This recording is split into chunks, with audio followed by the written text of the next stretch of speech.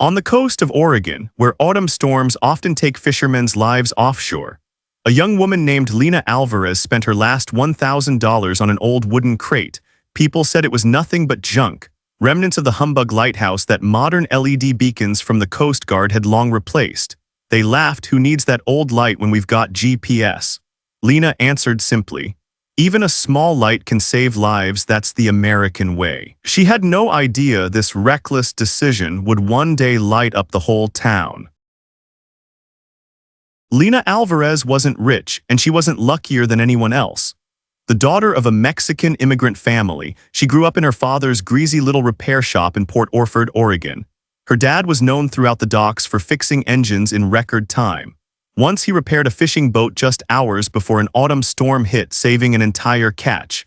Lena was only 8, but she never forgot the sight of her father wiping oil from his hands, telling her, "You see, sometimes all it takes is one engine running at the right moment and lives are saved." That memory became her drive. Lena kept working as a mechanic after her parents died in a wildfire. It never made her rich, but she never quit. That's why, when she saw a rotting wooden crate filled with shards of an abandoned Fresnel lens at a local auction, she didn't hesitate. A Fresnel lens, French technology from the 19th century, had once saved thousands of American sailors from shipwrecks by bending small rays of light into beams strong enough to reach for miles. To most people, it was junk. To Lena, it was an opportunity. "What are you going to do with that thing?" asked Ruth, her landlady, standing with hands on her hips at the door of the rented garage. Lena wiped the sweat from her forehead and smiled. "Put it back together. If it can shine again, it can save lives again." Ruth shook her head, half smiling. "Honey, in this economy, who needs old lighthouses when we've got GPS?" Everyone in town thought the same way, but Lena kept at it. Every night, under the weak yellow bulb hanging from the ceiling, she wiped each shard of glass clean and fitted it into the wooden frame. Her hands grew rougher, her nails stained with resin, but she didn't stop. On the third night, as Lena bent over to wedge the lens into place so it wouldn't rattle, a gravelly voice came from the garage door. "You know, this light once saved my life."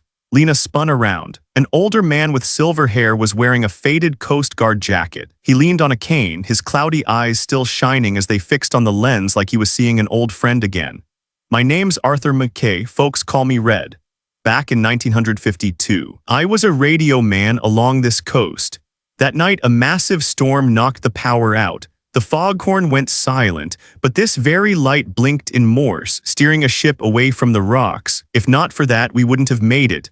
Lena held her breath. To her, it was just a broken piece of glass. To him, it was proof of survival. Red placed his trembling hand on the edge of the lens. "If you're really set on restoring it, let me help. Not for me, but for everyone who once heard this light calling." In that moment, Lena realized she wasn't alone in what had felt like a reckless, impossible journey. Lena's rented garage quickly turned into a makeshift restoration shop. The smell of grease mixed with salt air and the steady rhythm of saws and hammers filled the space. A 28-year-old woman and a man nearly 90, who seemed to share nothing in common, now worked side by side, polishing shards of old glass. Red wasn't quick anymore, but his memory was sharp. "Don't scrub too hard," he reminded her, his trembling hand pointing the way. "A Fresnel lens has to be cleaned with fine chalk or it'll scratch. One scratch, and the light bends wrong." Lena nodded and followed. When the flashlight beam passed through, the curved rings of glass flared into faint rainbows, like a heart that had been asleep too long suddenly beating again. They worked all afternoon, hardly speaking, but the silence wasn't heavy. Finally, Red exhaled and muttered, "Kids these days think technology solves everything. GPS, satellites, computers, but when the power goes out, who listens to the light?" Lena gave a small smile, her hand still holding the rag. "Technology might get us there faster, but history saves souls. My father used to say that." Red studied her for a moment, then gave a slight nod. Later, while dismantling the hollow base, Lena noticed one bolt was a different color. She unscrewed it and a short copper tube clattered to the floor. Both of them froze. Lena picked it up and opened it carefully. Inside was a tightly wrapped piece of oiled paper. Within the paper lay a letter and a tarnished silver badge. She laid them on the workbench. The badge was engraved clearly, U.S. Coast Guard E. Callaway. Lena read aloud the messy handwriting on the paper. "To the next keeper of the light, if the foghorn ever falls silent, listen to the light, E. Callaway." The garage went silent. Red closed his eyes, whispering, "Callaway, I remember now, the daughter of the last lighthouse keeper." She learned Morse faster than I ever could. Well, then one night, her name just disappeared from the records. Nobody asked why. Lena touched the badge and shivered. It felt like someone from the past had just placed a task into her hands. The next day, the local radio reported, a small tour boat near Newport struck the rocks last night after GPS failed. Luckily, no one was killed. When the report ended, Red turned and looked at Lena. See, technology can go silent too. She didn't answer. She just bent down to fit another shard into the frame. But inside, the thought was more apparent than ever. This wasn't about playing with junk. This was an unfinished promise, and she, an unknown mechanic, had been chosen to keep it. One late night, Lena swept a UV flashlight across each lens ring. She only meant to check for leftover stains, but suddenly froze. Under the purple glow, faint markings appeared dots, dashes, dots, etched into the glass in a faded sequence. Red, come here. The older man hobbled over with his cane, leaning down, his cloudy eyes narrowing. Then he drew in a sharp breath. That's Morse, no doubt about it. He pulled a worn notebook from his jacket pocket and scribbled quickly, jotting down each symbol. When he finished, the line of text was clear. CQ, HBG, 35 degrees N 124 degrees W, hold fast. Red read it aloud, his voice trembling. CQ means a general call for help. HBG must be Humbug, and these coordinates. He stopped. Staring at Lena, that's offshore Oregon. Back in 1952, a ship went missing there, never found. The air inside the garage grew heavy. Lena touched the etching, cold as if touching a signal sent across half a century. News of the lens that spoke Morse spread quickly. A group of fishermen showed up at the garage, curiosity mixed with mockery. They lingered at the doorway, snickering. This girl thinks she's gonna find treasure, while we're out risking our necks fishing. She's in here playing with junk. An older fisherman stayed quiet. Then he stepped forward, looked Lena straight in the eye and said, "My father once told me the Humbug light saved his boat from smashing on the rocks. Don't give up, kid, maybe you're right." The others scoffed and walked off, leaving a strange silence behind. Red closed his notebook with a sigh. You know, I once saw Morse save lives right on the silver screen. Remember Casablanca? A signal in the dark that saved a flight. He paused, eyes lighting up. Morse isn't just dots and dashes. It's how people say I'm still here when the world goes quiet. Lena looked at the curved lens, the thought rising unbidden to her lips.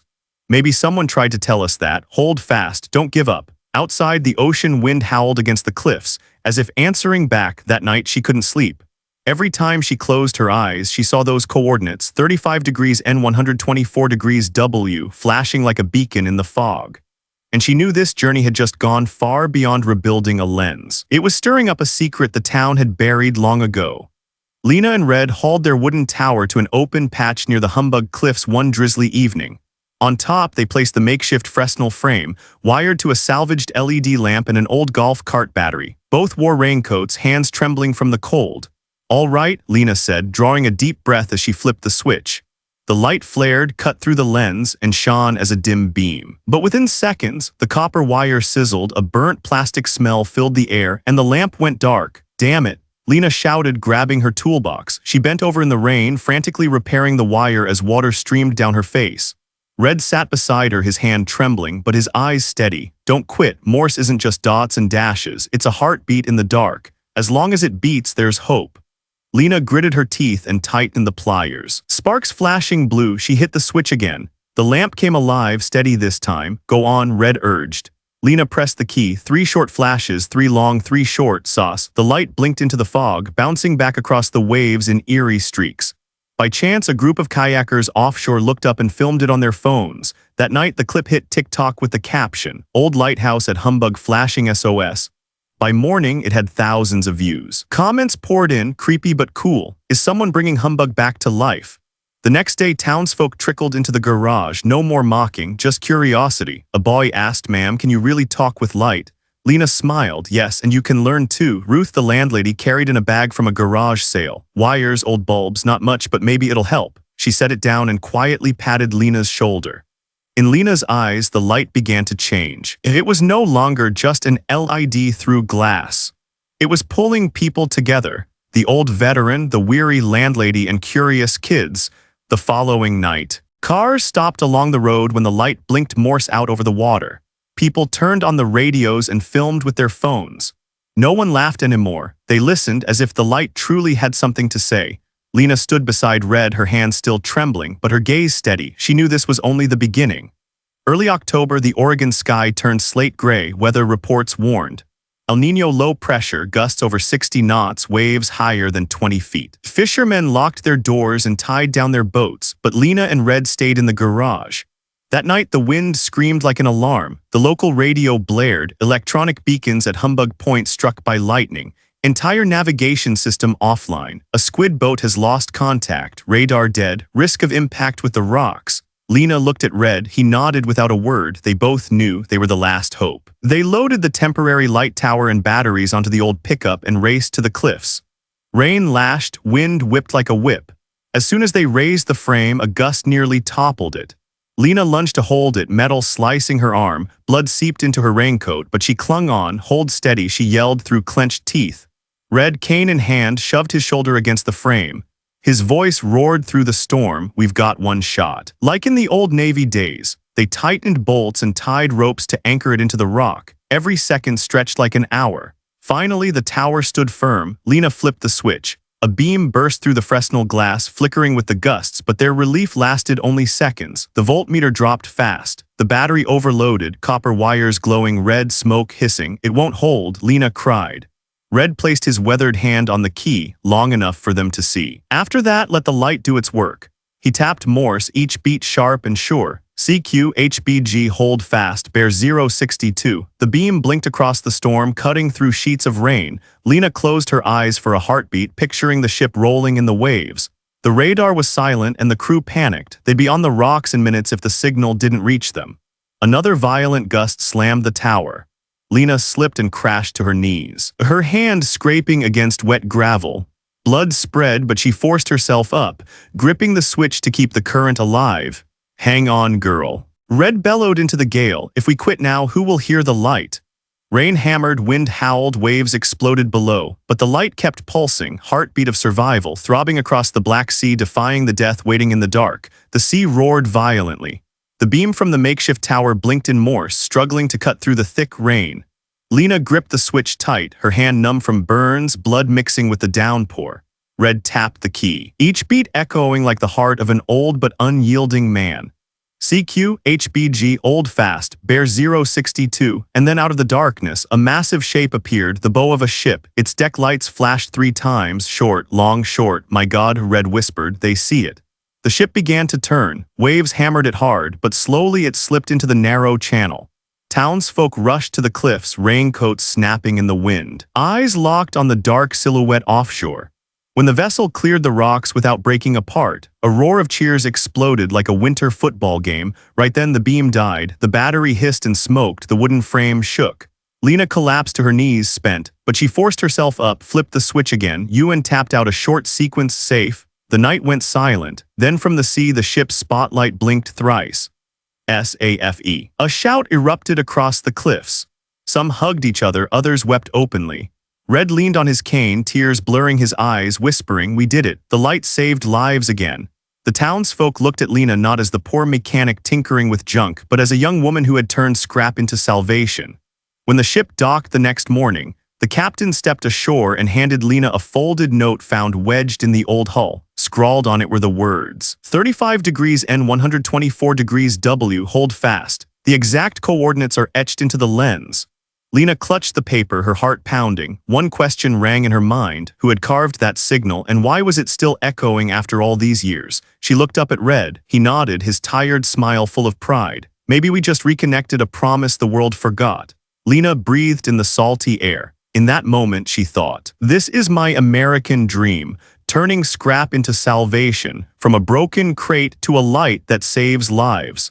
The townsfolk stood in silence, then nodded together. They knew that night hadn't just saved a ship, it had pulled their whole town back from a darkness they hadn't even realized they were in.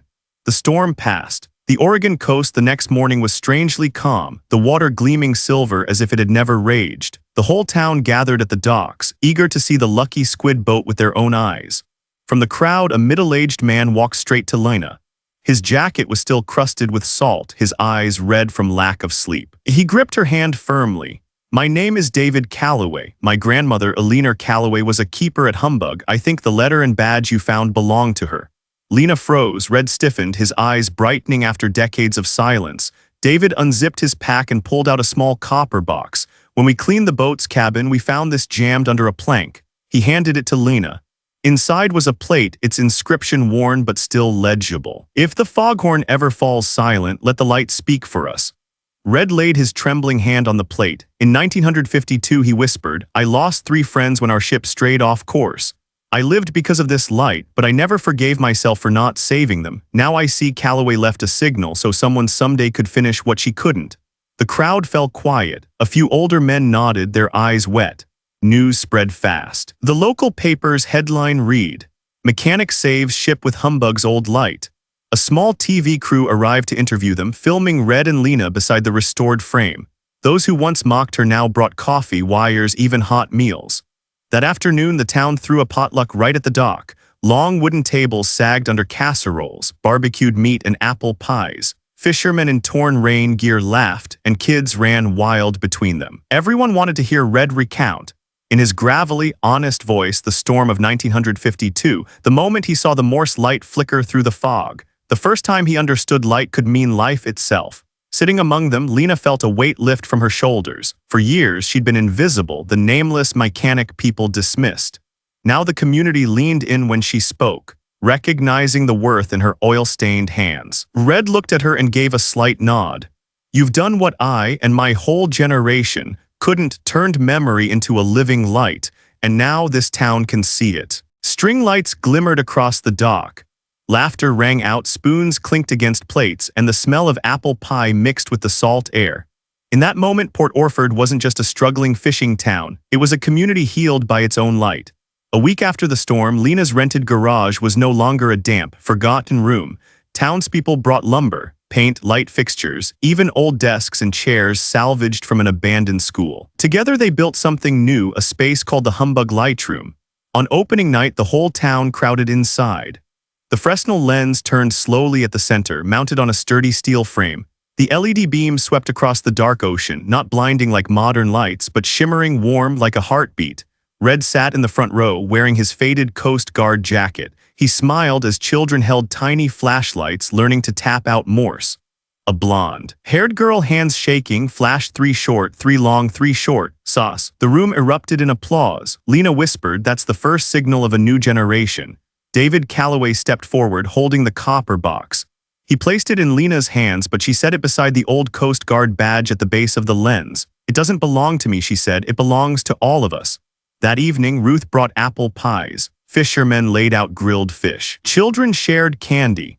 A simple gathering, but everyone knew what it meant. They weren't just celebrating survival. They were celebrating something they'd thought they had lost: connection. Lena opened her old grease-stained notebook, now turned into a community plan, Morse classes for schoolchildren every Friday night, monthly veterans storytelling nights at the Lightroom. The Calloway McKay Fund, scholarships for fishermen's kids who wanted to study mechanics and electronics. Red read the list, tears in his eyes. "This light will never go out again," he said quietly. When the ceremony ended and the crowd drifted home, Lena stood alone before the great lens. Its beams swept the ocean, reflecting off the waves like an unseen guiding lantern. She touched the steel frame and whispered, "Even in silence, light can still speak." Outside, the sea wind was sharp and cold, but inside her chest was a warmth she had never felt. She no longer saw herself as a poor, forgotten mechanic. She had become the keeper of a light, not just for herself, but for the whole town and generations to come. The Humbug light reached out over the night sea, a true beacon of hope, and in the echo of waves breaking against the cliffs, Lena thought she heard a voice calling back. Legacy isn't left behind, it's passed on.